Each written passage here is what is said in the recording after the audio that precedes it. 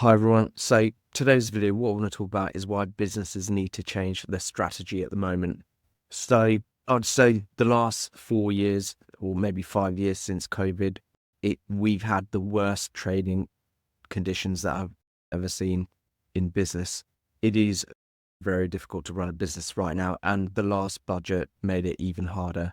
What I want to do in this video is just talk about how the strategy needs to change for small businesses, because historically, when I say historically, I mean over the last 10 years, there's been a lot of businesses focused on growth. We've had really low interest rates, which meant businesses could borrow money at low rates, and then they could use that money to hire more staff and buy equipment and invest in marketing and then grow that way.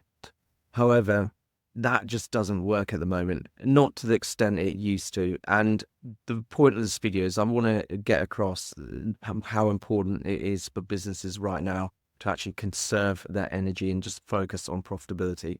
Business owners and consumers are becoming very nervous about how they spend money because all of the changes in the economy and the laws around employment and many other things are making the whole feast-famine cycle far more common now.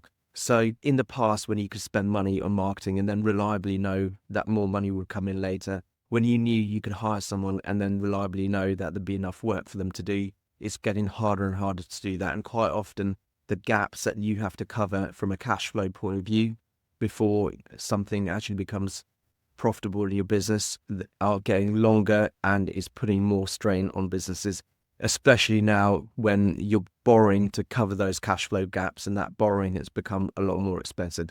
What really needs to happen now for small businesses, instead of focusing on growth, they should be focusing on efficiency and improvement and profitability. A really good principle in my mind that every business should focus on right now is the profit first principle, where the owner of the business and the shareholders get paid first, and then the business then has to be super efficient with what's left.